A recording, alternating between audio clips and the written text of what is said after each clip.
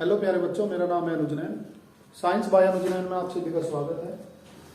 आज का हमारा नया टॉपिक है पुष्प की संरचना। उससे पहले हम थोड़ा बेसिक देखते हैं, पौधे क्या होते हैं, जंतु क्या होते हैं और विज्ञान क्या है। सबसे पहले हम देखते हैं विज्ञान, या विज्ञान किसे कहते हैं, इसकी परिभाषा।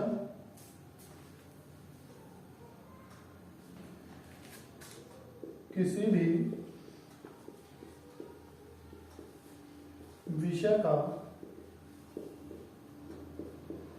सुसंगठित, सुव्यवस्थित एवं क्रमबद्ध ज्ञान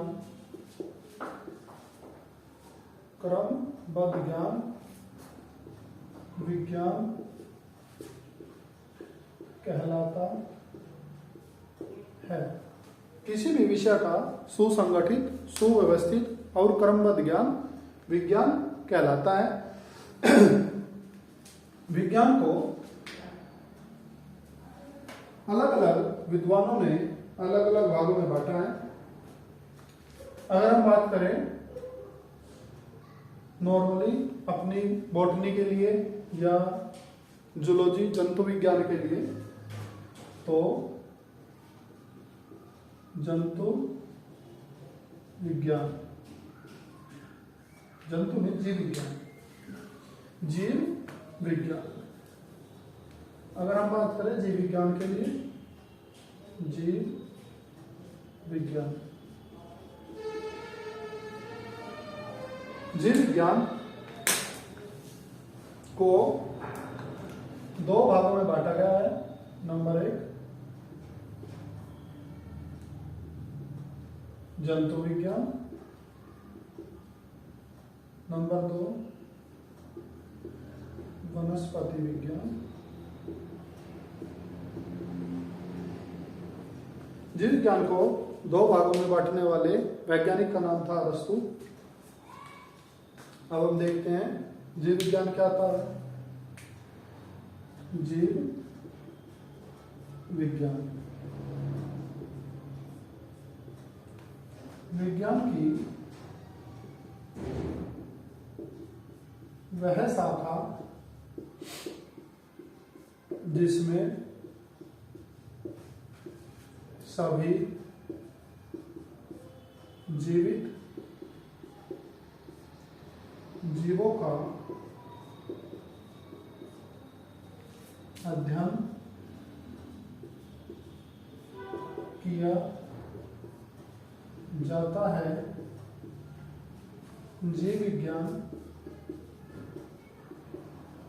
कहलाता है। सभी एक बार से फिर से ध्यान से सुनेंगे। जीव विज्ञान को दो भागों में बांटा गया है। नंबर 1 जंतु विज्ञान, नंबर 2 वनस्पति विज्ञान। यहीं पर हम देखते हैं जो जंतु विज्ञान है, इसके फादर हैं अरस्तु पिता, और इसके फादर हैं थियोफ्रस्टस।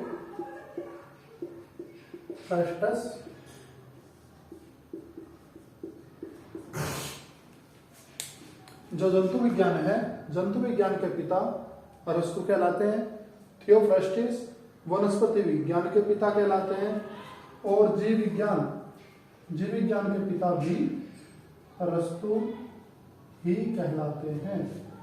अरस्तु को ही जीव विज्ञान का पिता कहा जाता है, अरस्तु को ही जंतु विज्ञान का पिता कहा जाता है, और थियोफ्रस्टस को वनस्पति विज्ञान का पिता कहा जाता है। अब बात करते हैं जीव विज्ञान की। विज्ञान की वह शाखा जिसमें सभी जीवित जीवों का अध्ययन किया जाता है, जीव विज्ञान कहलाता है। सभी बच्चे एक बार इसे नोट करेंगे।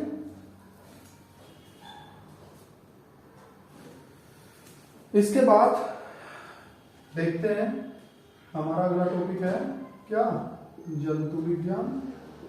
जंतु विज्ञान विज्ञान की वह शाखा जिसमें जंतुओं का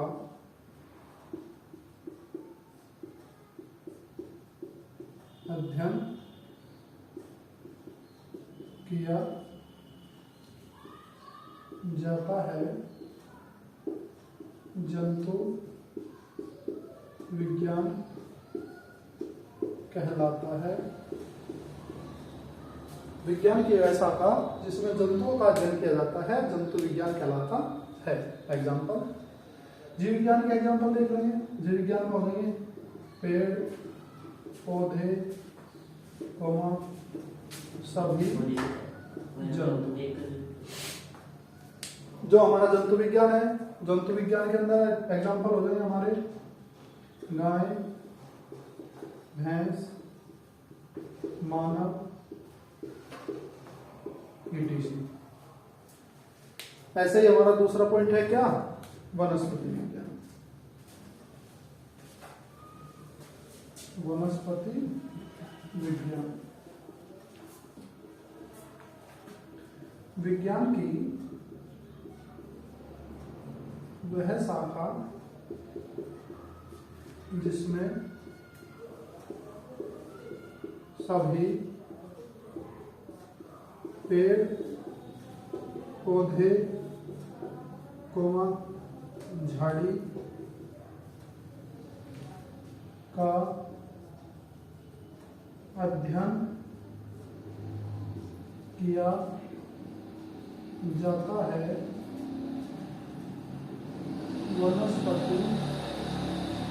किया जाता है, वनस्पति विज्ञान कहलाता है। वनस्पति विज्ञान दोबारा फिर से सुनेंगे। वनस्पति विज्ञान विज्ञान की वह शाखा जिसमें सभी पेड़ पौधे झाड़ी का अध्ययन किया जाता है, वनस्पति विज्ञान कहलाता है। हमने आप सभी को ऊपर बताया कि वनस्पति विज्ञान का पिता किसको, थियोफ्रास्टस को माना जाता है। जंतु विज्ञान का पिता किसको, अरस्तु को माना जाता है। जीव विज्ञान का पिता किसको, अरस्तु को माना जाता है। इसके बाद आगे देखते हैं।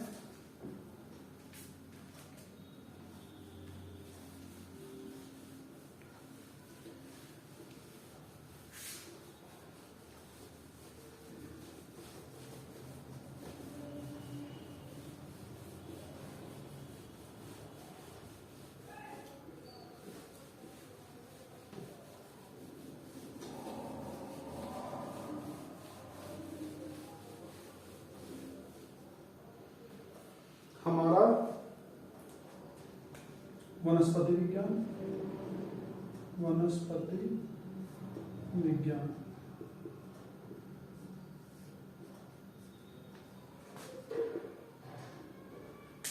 वनस्पति विज्ञान में देखेंगे क्या होगा।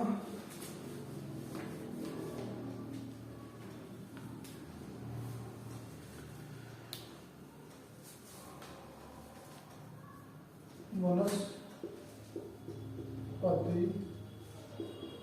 विज्ञान का विभाजन पेड़ पौधों के आधार पर दो भागों में किया जाता है। दो भागों में किया जाता है। नंबर 1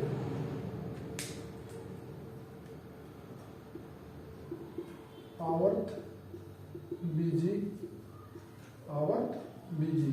जिसको एंजियोस्पर्म। नंबर 2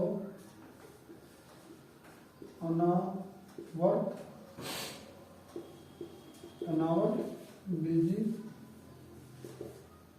जिसको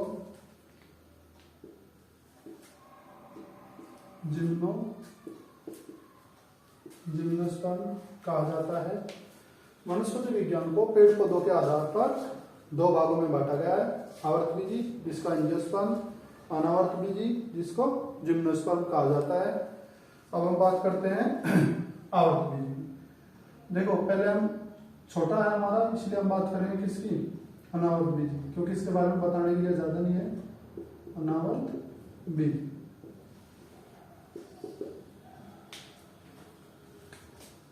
पौधों वे पौधे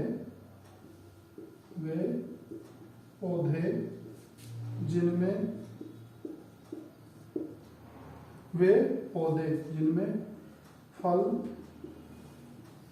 तो आते हैं लेकिन पुष्प या फ्लावर नहीं खिलते, अनावर्त बीजी कहलाते हैं। अनावर्त बीजी कहलाते हैं वे पौधे जिनमें फल तो आते हैं लेकिन पुष्प या फ्लावर नहीं खिलते, अनावर्त बीजी कहलाते हैं। Example cycas, Pinus, etc. दूसरा हम देखते हैं कौन से, दूसरे होंगे आपके आवर्तबीजी। नंबर अगला है क्या, आवर्तबीजी।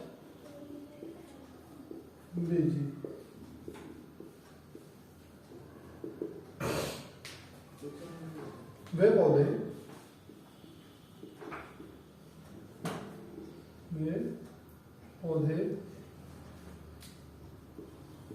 जिनमें फल तो बनता है लेकिन फल के साथ साथ फूल भी खिलता है, फूल भी खिलता है, आवर्त बीजी कहलाते हैं। वे पौधे जिनमें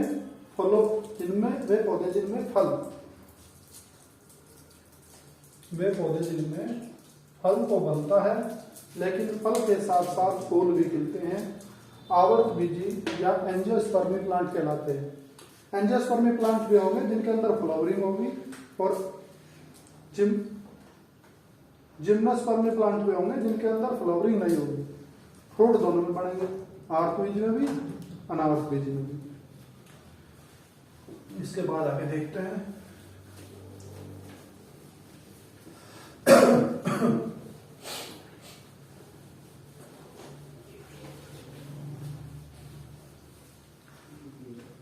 एग्जाम्पल आवर्त बीजी पौधों के। इसका हो जाएगा आम, अमरूद,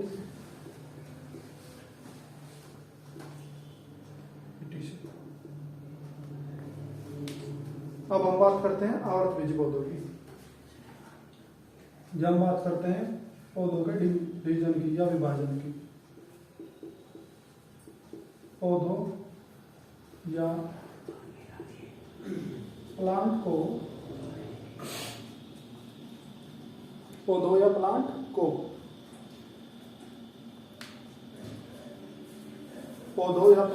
को तीन भागों में बांटा गया है। नंबर 1 पेड़,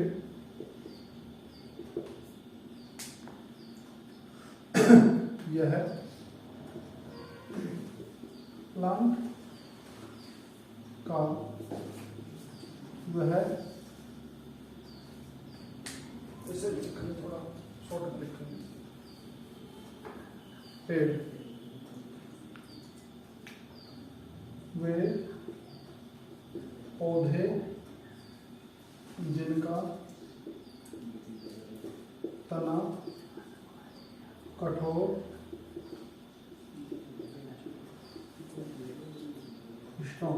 कठोर, स्ट्रॉन्ग या मजबूत, या लंबा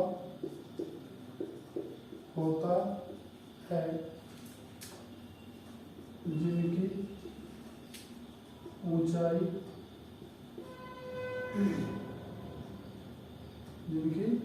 ऊंचाई काफी होती है, पेड़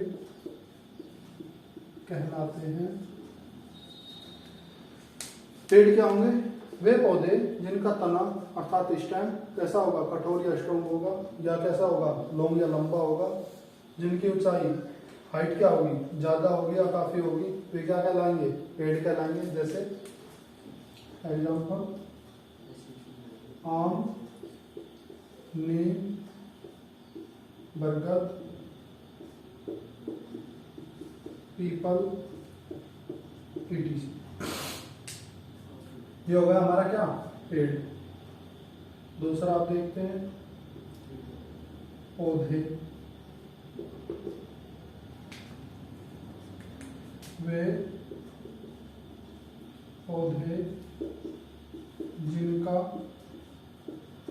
तना कमजोर,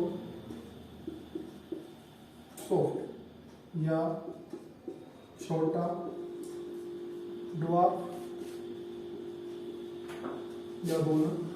वे पौधे जिनका तना कमजोर, सॉफ्ट या छोटा या ड्वार्फ और ऊंचाई काफी कम होती है, काफी कम होती है, पौधे कहलाते हैं। पौधे कहलाते हैं। एग्जाम्पल, पौधे का एग्जाम्पल क्या हो जाएंगे? जैसे पालक, मेथी, धनिया,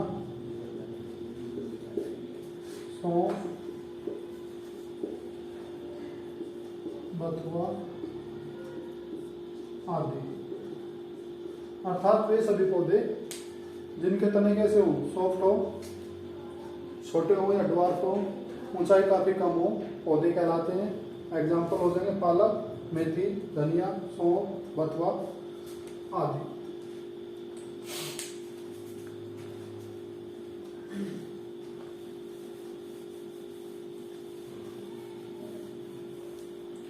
तीसरा देखते हैं झाड़ी।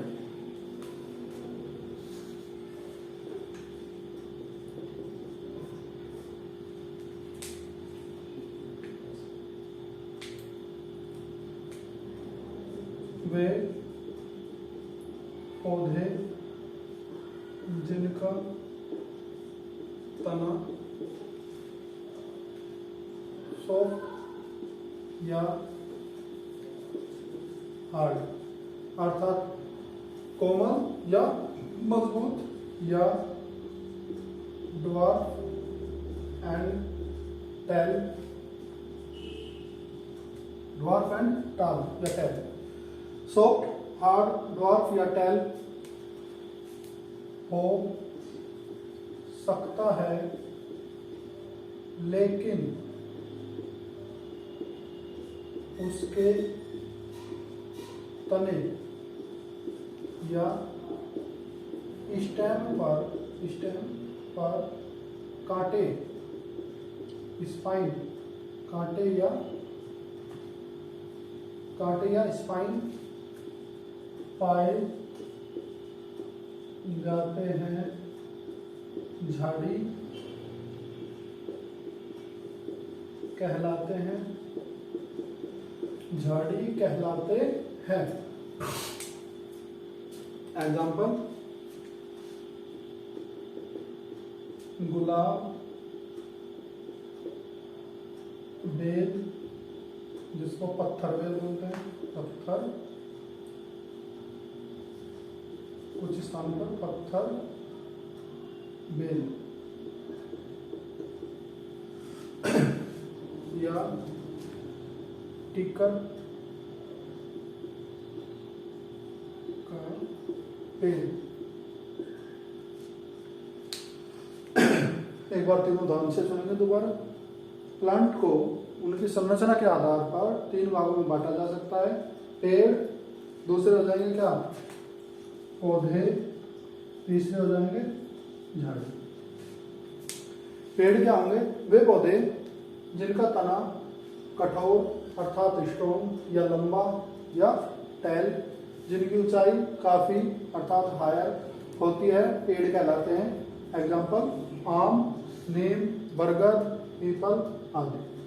पौधे, वे पौधे जिनका तना कमजोर अर्थात सॉफ्ट, छोटा या ड्वार्फ, ऊंचा और काफी कम होता है, पौधे कहलाते हैं। पालक, मेथी, धनिया, सौंफ, बथुआ आदि। ऐसे आपका हो जाएगा झाड़ी, वे पौधे जिनका तना सॉफ्ट या हार्ड या ड्वार्फ या टैल हो सकता है, लेकिन तने स्टेम पर कांटे पाए जाते हैं, झाड़ी कहलाते हैं। एग्जाम्पल गुलाब, बेल, पत्थर, टीकर का पेड़ आदि। इसके बाद हम देखते हैं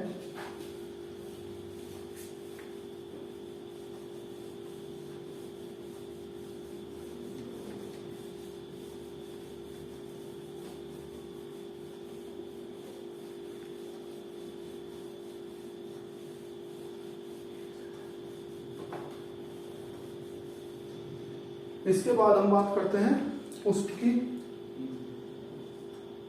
पुष्प या फ्लावर। पुष्प की परिभाषा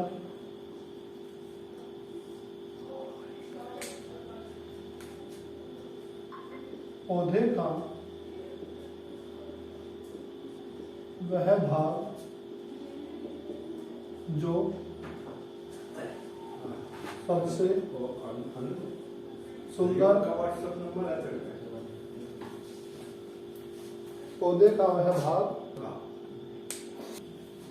पौधे का वह भाग जो सबसे सुंदर होता है, पुष्प कहलाता है। दोबारा फिर से सुनेंगे, पुष्प या फ्लावर। फ्लावर क्या है, पौधे का वह भाग जो सबसे सुंदर होता है, पुष्प कहलाता है। अर्थात प्लांट का वह पार्ट जो सबसे क्या होगा, सबसे सुंदर होगा। पौधे में चाहे कोई भी भाग होगा, सभी भागों में सबसे सुंदर भाग क्या होगा, पुष्प होगा। अन्य परिभाषा, अन्य परिभाषा या अन्य डेफिनेशन, पौधे का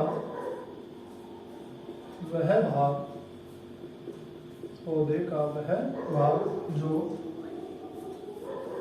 फल को बनाने में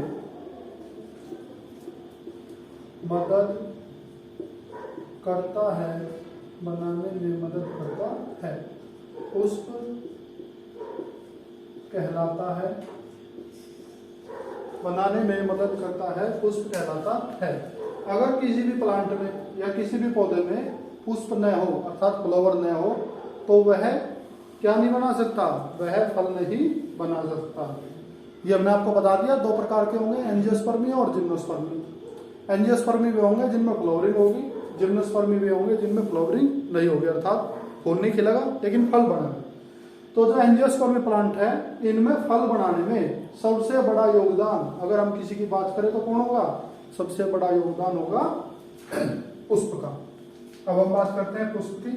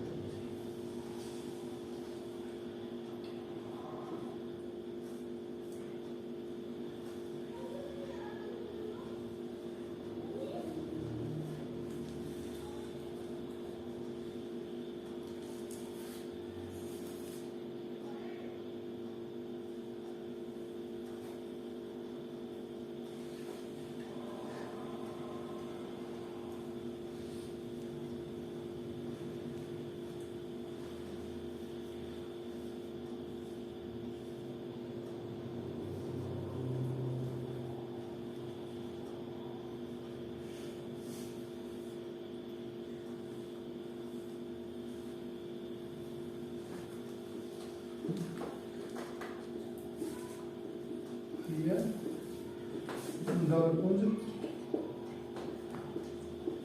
दलपुंज,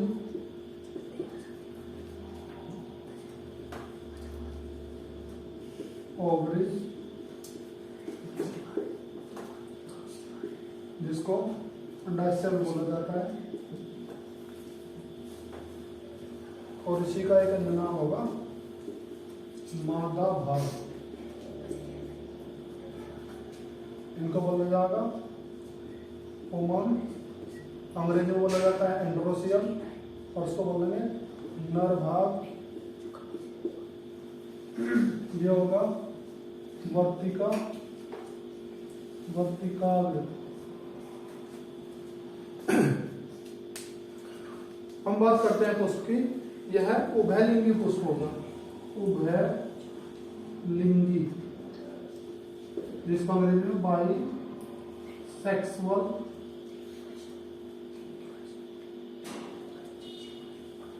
बाई सेक्सुअल, अर्थात ऐसा फूल जिसके अंदर मेल और फीमेल दोनों पार्ट मिलते हैं, बाइसेक्सुअल कहलाता है।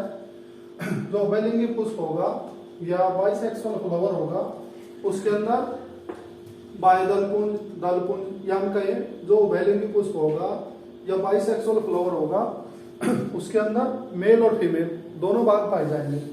इसीलिए इसको उभयलिंगी या बाइसेक्सुअल पुष्प कहते हैं। पुष्प में मुख्य तौर पर बाह्यदलपुंज, दलपुंज, पुंमंग, पुंकेसर, ये आपके क्या होंगे, ये वर्तिकाग्र बोलेंगे इस पूरे भाग को, इसको पुंकेसर। जो पुष्प का सबसे ऊपर का भाग होगा, पुंकेसर का सबसे ऊपर का भाग, उसको वर्तिकाग्र, और जो बीचों बीच लगा हुआ भाग होगा उसको पुंकेसर बोलेंगे। पुंकेसर के ऊपर ही नर भाग अर्थात पुंमंग लगे होते हैं। दोबारा फिर से सुनेंगे, बाह्य दलपुंज, दलपुंज, पुंमंग जो पुंकेसर के ऊपर लगे होते हैं, ये यहां से लगाकर यहां तक का भाग पूरा पुंकेसर होगा, और पुंकेसर के ऊपर का भाग वर्तिकाग्र होगा। तो ऐसे पुष्प जिसमें पुंमंग और ओवरी या अंडाशय या मादा भाग पाए जाते हैं, उनको उभयलिंगी पुष्प या बाइसेक्सुअल फ्लावर कहते हैं। कुछ पुष्प ऐसे होंगे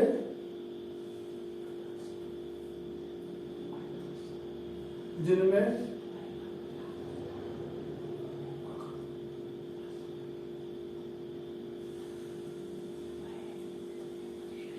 केवल एक ही भाग पाया जाता है।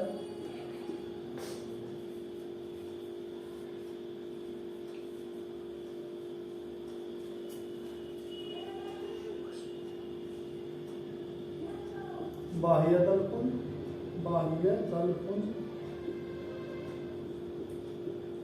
दलपुंज, ये होगा आपका क्या, पुंकेसर,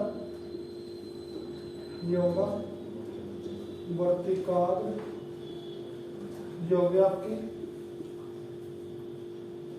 ओवरी या अंडाशय, और इसी को मादा भाग बोला जाता है।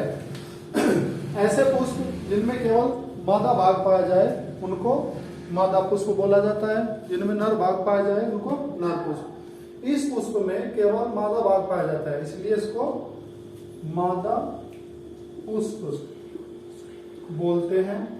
मादा पुष्प यह है आपका उभयलिंगी पुष्प।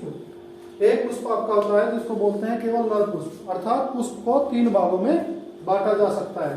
यह पुष्प आमतौर पर 3 भागों में पाए जाते हैं। वे पुष्प जिनमें नर व मादा दोनों भाग पाए जाते हैं उसको बाइसेक्सुअल या हिंदी में उभयलिंगी। वे पुष्प जिनमें केवल मादा भाग या फीमेल मादा भाग पाया जाता है उनको मादा पुष्प या फीमेल फ्लावर, फीमेल फ्लावर कहा जाता है। इन दोनों पुष्पों में यही सबसे बड़ा अंतर है, इसमें नर व मादा दोनों भाग एक साथ पाए जाते हैं, जबकि इसमें नर व मादा दोनों भाग अलग अलग पुष्प में पाए जाते हैं। और इसका एग्जाम्पल होता है पपीता। पपीते के पुष्प में नर व मादा दोनों फूल या पुष्प अलग अलग पेड़ों पर पाए जाते हैं, इसलिए वहां पर नर व मादा पुष्प दोनों आसानी से देखे जा सकते हैं। जैसा कि आप सभी देख सकते हैं, जो मादा पुष्प है इस पर क्या नहीं है, कोमल नहीं है, अर्थात नर भाग नहीं है, इसके अंदर केवल क्या है, मादा भाग है। अब हम देखते हैं तीसरा, नर पुष्प। नर पुष्प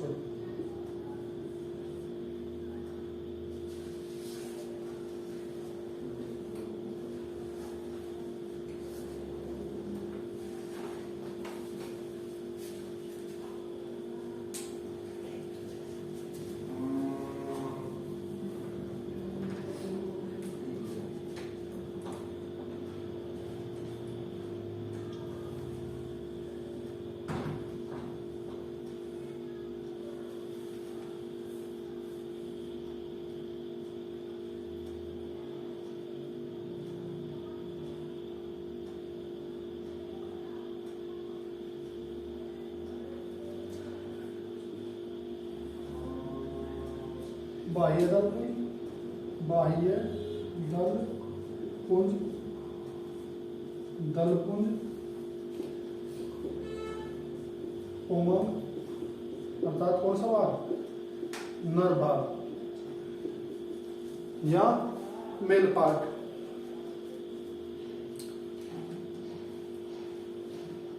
देखिए ये क्वेश्चन, पुष्प का जो क्वेश्चन है, कक्षा 11, कक्षा 12, कक्षा 10, सीबीएसई और यूपी सभी कक्षाओं में सबसे ज्यादा पूछे जाने वाला क्वेश्चन है। और बोर्ड परीक्षाओं में खासतौर पर यह क्वेश्चन 5 नंबर तक आता है, इसलिए सभी बच्चे इसे ध्यान से सुने और देखें। जैसे आप देखेंगे जो नर पुष्प होगा या क्या होगा, मेल फ्लावर होगा, मेल फ्लावर, वो इस पुष्प के अंदर बाह्यदल पुंज, दल पुंज, पुमन पाए जाते हैं, लेकिन क्या नहीं पाया जाता, इस पुष्प के अंदर ओवरी नहीं पाई जाती। ओवरी न पाए जाने के कारण इस पुष्प को नर पुष्प या मेल फ्लावर बोला जाता है। आगे देखेंगे हम पुष्प के भाग।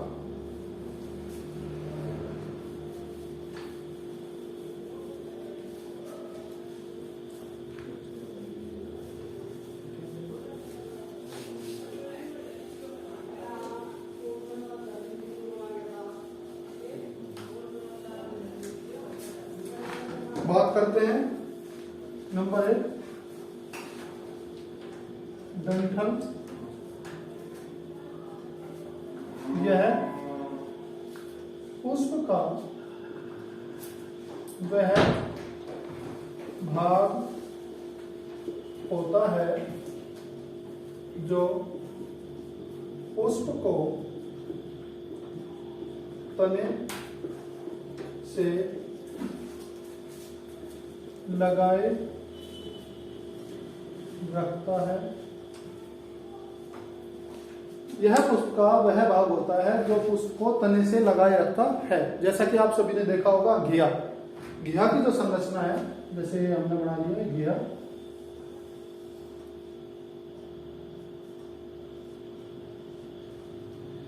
ये जो घिया का डंठल है, ये पुष्प का वही भाग है जो धीरे धीरे घिया को किस में परिवर्तित कर देगा, घिया के पुष्प को घिया के फल में परिवर्तित कर देगा, अर्थात ये डंठल है।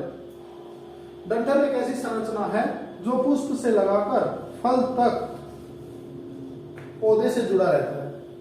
अगर डंठल कमजोर पड़ जाता है तो पुष्प और फल दोनों ही क्या होते हैं, अपने पकने की अवस्था से पहले ही टूटकर प्लांट से या पौधे से अलग हो जाते हैं। तो डंठल यह पुष्प का वह भाग होता है जो पुष्प को तने से लगाए रखता है। नंबर 2, बाह्य दलपुंज, जिसको अंग्रेजी में कैलिक्स भी कहा जाता है। यह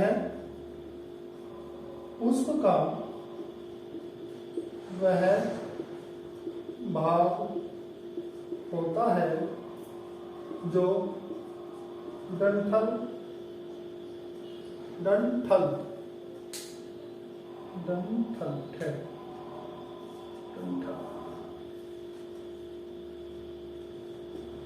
जो डंठल के बाद आता है इसको पुष्प का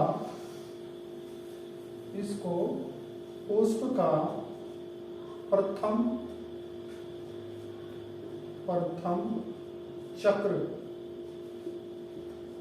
चक्र कहा जाता है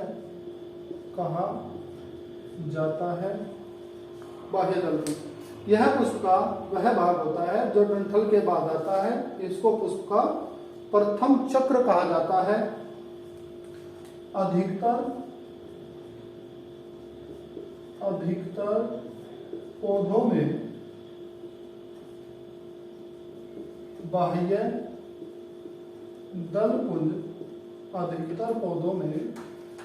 दलपुंज हरे रंग के पाए जाते हैं। अधिकतर पौधों में बाह्य दलपुंज हरे रंग के पाए जाते हैं। इनके और भी बहुत सारे कार्य हैं। बाह्य दलपुंज पुष्प को खिलने से पहले सुरक्षा या प्रोटेक्शन प्रदान करता है। जैसे मान के चलिए कोई फूल है। अब जो फूल है, फूल जब कली की अवस्था में होता है, जैसे गुलाब का फूल है, अब मान के चलिए गुलाब का फूल है, तो इसके चारों ओर एक कवरिंग पाई जाती है हरे रंग की, और वही क्या कहलाती है बाह्य दलपुंज। अगर गुलाब के फूल पर एक हरे रंग की प्रोटेक्शन न पाई जाए, अर्थात सेफ्टी या सुरक्षा न पाई जाए, जो बाह्य दलपुंज के रूप में है, तो गुलाब का फूल खिलने से पहले ही कीट पतंगे उसको क्या कर लेंगे, खा जाएंगे, या उसको क्या कर देंगे, डैमेज कर देंगे या बेकार कर देंगे। तो कहने का सीधा मतलब यह है, बाह्य जो दलपुंज है यह उसका वह भाग होता है जो डंठल के बाद आता है, जो पुष्प का प्रथम चक्र या फर्स्ट सर्कल कहलाता है। यह अधिकतर पौधों में कैसे रंग का, हरे या ग्रीन रंग का पाया जाता है। बाह्य दलपुंज, जिसको अंग्रेजी में कैलिक्स बोला जाता है, यह पुष्प को खिलने से पहले सुरक्षा या प्रोटेक्शन प्रदान करता है। बाह्य दलपुंज के द्वारा ही पुष्प से दलपुंज जुड़े होते हैं।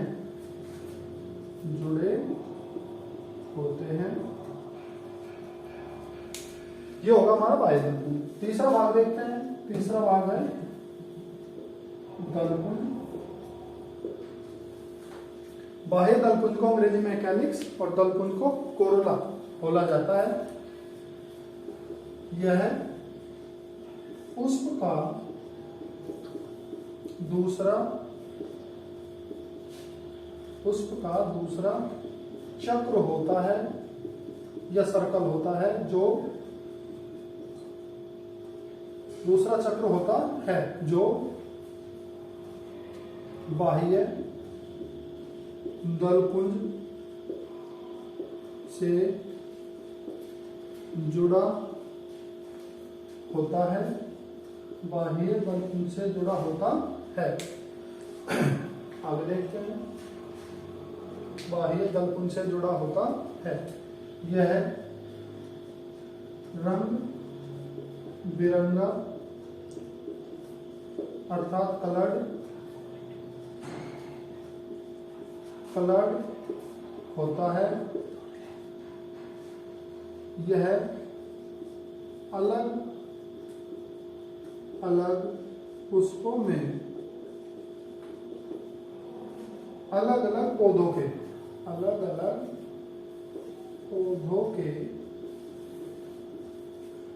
पुष्पों में अलग अलग रंग का पाया जाता है। किसको छोड़कर? एक ही प्रजाति के पुष्पों को छोड़कर। यह रंग बिरंगा कलर्ड होता है। यह अलग अलग पौधों में अलग अलग रंग का पाया जाता है। और दलपुंज, दलपुंज के बारे में बहुत सारी बातें कही जाती हैं।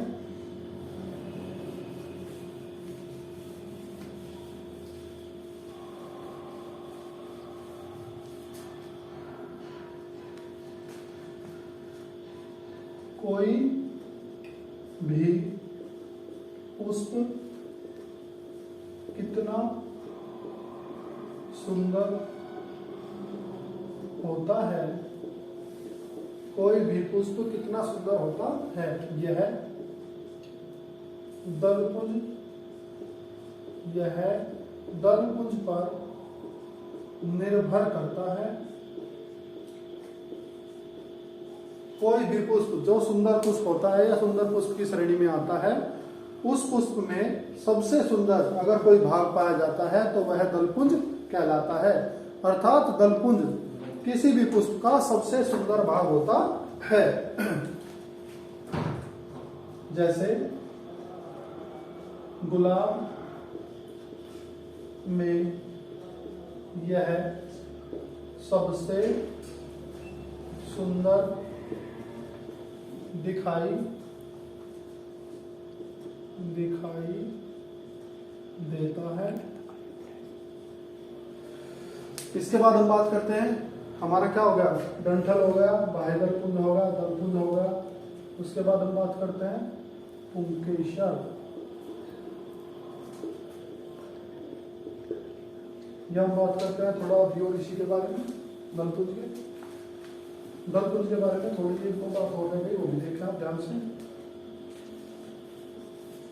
वे सभी पुष्प जो सफेद रंग के दलपुंज रखते हैं,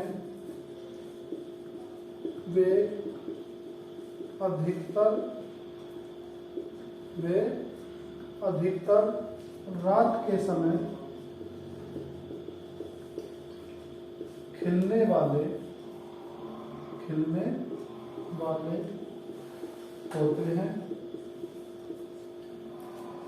वे सभी पुष्प जो सफेद रंग के दलपुंज रखते हैं, या वे सभी फूल या पुष्प या जिनके ऊपर सफेद रंग के दलपुंज पाए जाते हैं, वे अधिकतर रात के समय खिलते हैं। कैसे? एग्जाम्पल लिख लेंगे। चमेली, सदाबहार, रात की रानी, आदि। ऐसा क्यों? क्योंकि देखेंगे आगे,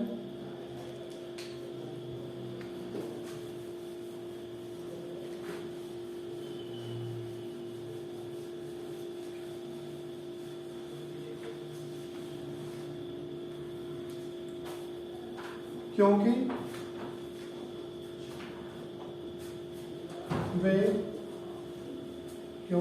वे दलपुंज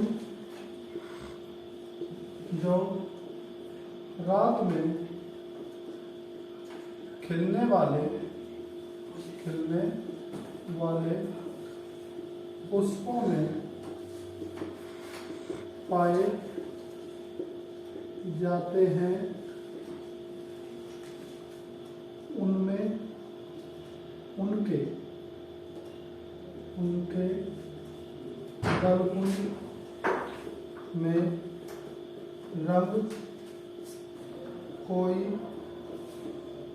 महत्व नहीं रखता। या हम कह सकते हैं जो फूल रात के समय खिलते हैं, ऐसे पुष्पों में या ऐसे फ्लावर में दलपुंज के अंदर कोई भी रंग महत्व नहीं रखता, इसीलिए इन्हें सफेद रंग के दलपुंज पाए जाते हैं तथा वे दलपुंज जो दिन के समय खिलने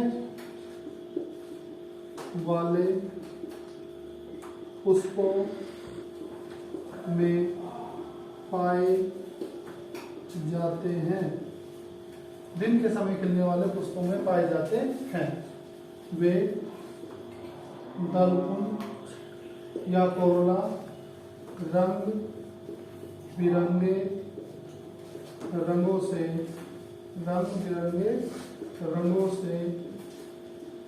रंगे होते हैं। रंग बिरंगे रंगों से रंगे होते हैं। एग्जाम्पल, गुलाब,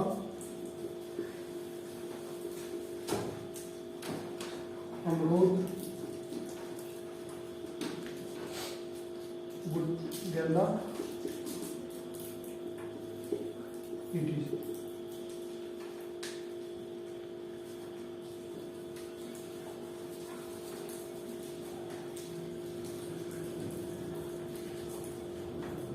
हमारे पास हो गए डंठल, बाह्यदलकुन, दलकुन, अपढ़यम, पुंकेसर।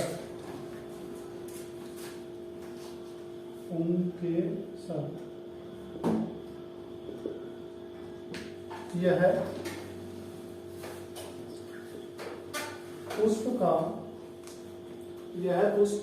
का ऐसा भाग होता है, यह पुष्प का ऐसा भाग होता है जिसके ऊपर पुमम या एंड्रोसियम लगे होते हैं या नर भाग लगा होता है। पुंकेसर के अंदर की ओर पराग नली पाई जाती है। पराग नली पाई जाती है।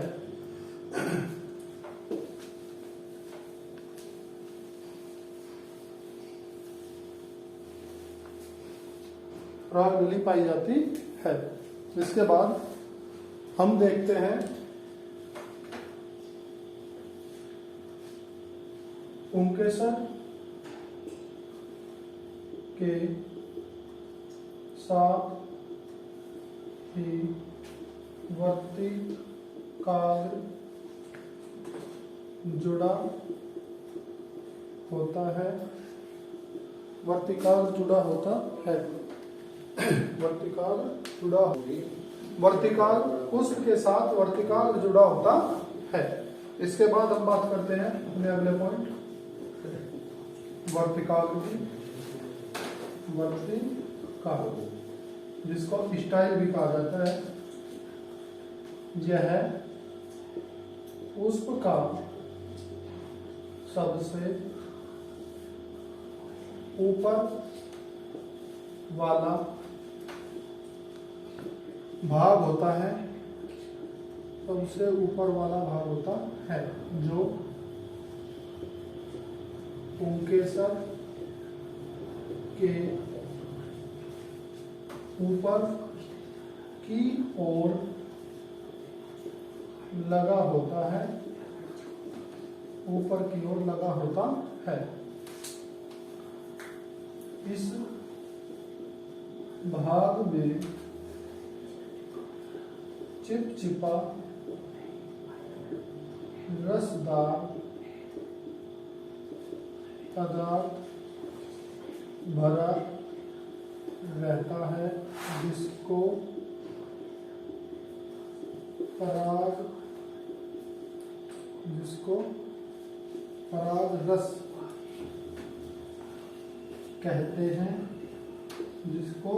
रस कहते हैं।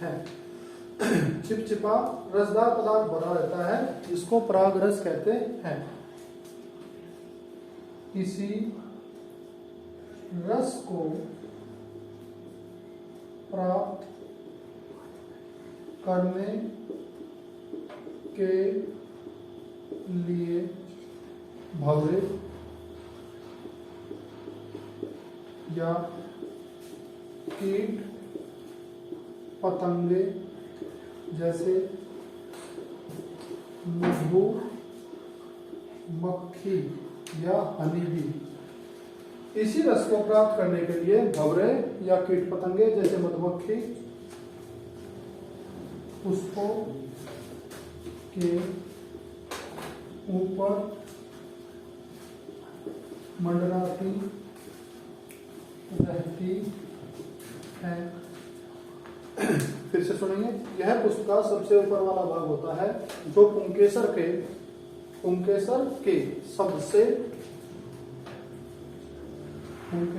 सबसे ऊपर की ओर लगा होता है। इस भाग में चिपचिपा रसदार पदार्थ भरा रहता है जिसको पराग रस कहते हैं।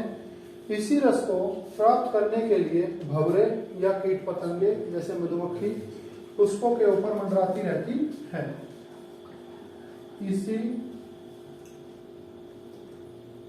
पराग रस के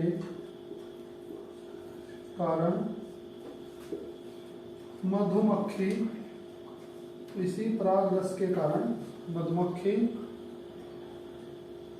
शहद का निर्माण या फॉर्मेशन करती है। इसी पराग रस से जो मधुमक्खी होगी या हनी भी होगी किसको बनाएगी? शहद को। शहद का निर्माण या फॉर्मेशन करती है।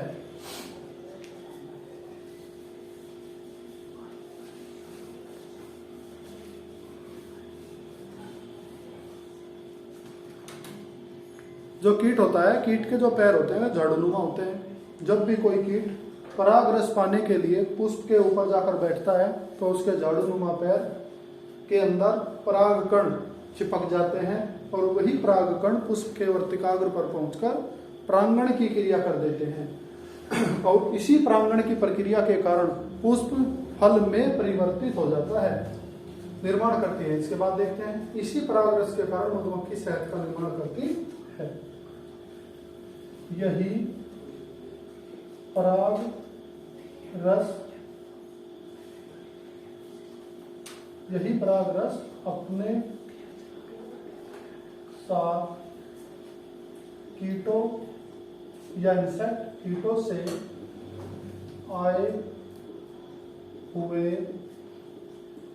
पराग कण जिसको पोलन ग्रेन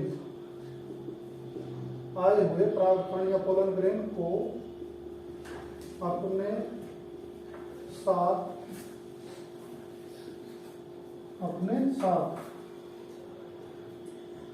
चिपका लेते हैं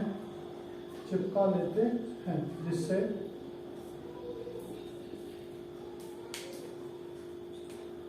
परागण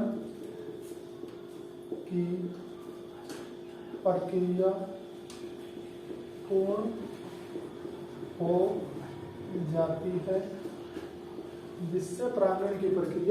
जाती है इसके बाद हम पौधे का अंतिम भाग देखते हैं जो होता है क्या? ओवरी या अंडाशय।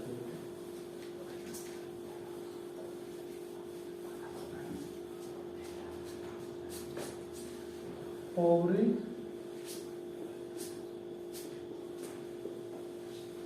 या अंडाशय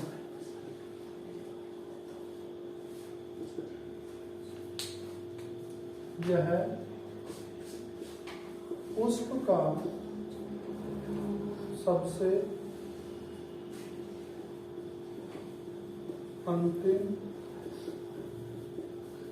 भाग होता है जिसको गाइनेशियम भी कहा जाता है। यह उभय लिंगी या बाइसेक्सुअल या केवल मादा पुष्प या फीमेल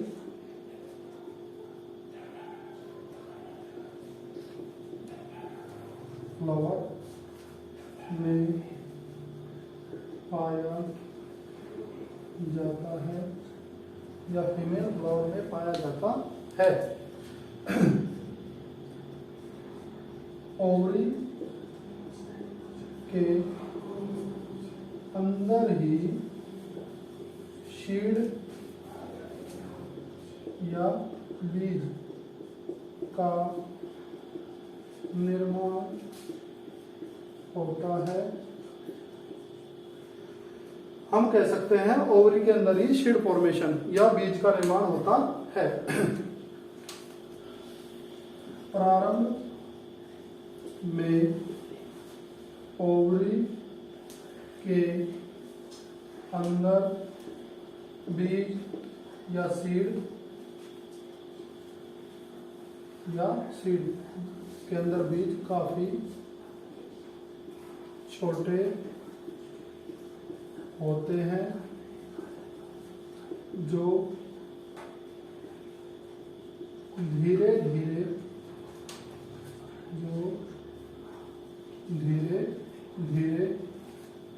बड़े होते चले जाते हैं। जब ओवरी के अंदर सीड या बीज पूर्णतः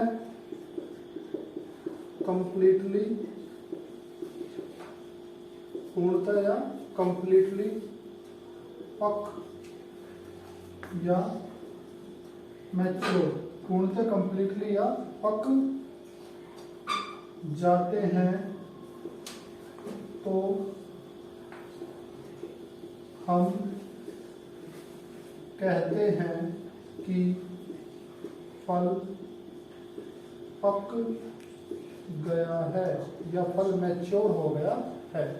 इस प्रकार हम कह सकते हैं कि पुष्प से बनने वाली ओवरी जब पूर्णतः पक जाती है तो फल कहलाती है। अर्थात फल का अस्तित्व कहीं ना कहीं पुष्प पर निर्भर करता है। एक बार फिर से सुनेंगे। जब ओवरी के अंदर सीड या बीज पूर्णतः या कंप्लीटली पक जाते हैं तो हम कह सकते हैं फल पक जाता है। इस प्रकार से पुष्प का कार्य पूर्ण हो जाता है। इस प्रकार से पुष्प का कार्य पूर्ण हो जाता है। इस प्रकार हमारा टॉपिक आज यहीं पर समाप्त होता है। सभी बच्चों के लिए कुछ क्वेश्चन जो आप होमवर्क के रूप में हमारी इस वीडियो को देखकर करेंगे। सभी बच्चों से अनुरोध है कि हमारे द्वारा दिए गए क्वेश्चन को अच्छे से करें, क्योंकि अब की बार 10वीं के अंदर भी बोर्ड परीक्षा के अंदर 20 नंबर का MCQ क्वेश्चन आएंगे। और यह है जो टॉपिक है कक्षा 10, 11, 12 CBSE और UP और ICSE सभी बोर्डों के लिए बहुत ही अच्छा टॉपिक है। इसलिए सभी बच्चे से ध्यान से करें। हमारा क्वेश्चन पहला है, फल को बनाने में किसका योगदान सबसे अधिक होता है। क्वेश्चन 2,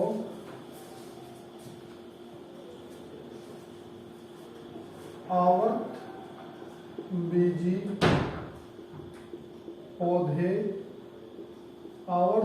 पौधे कौन से होते हैं?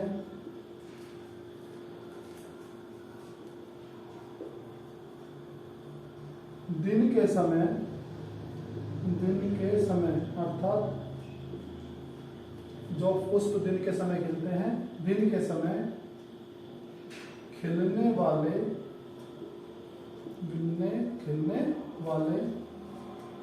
पुष्पों में बाह्य दलपुंज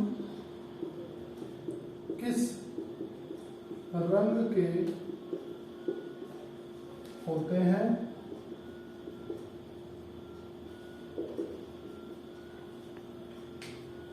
अगला क्वेश्चन, पुष्प के किस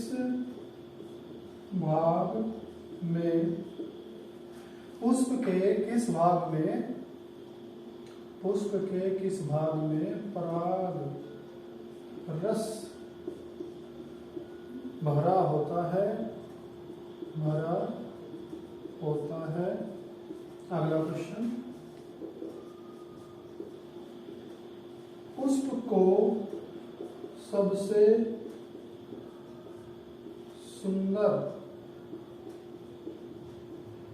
भाग क्यों कहा जाता है?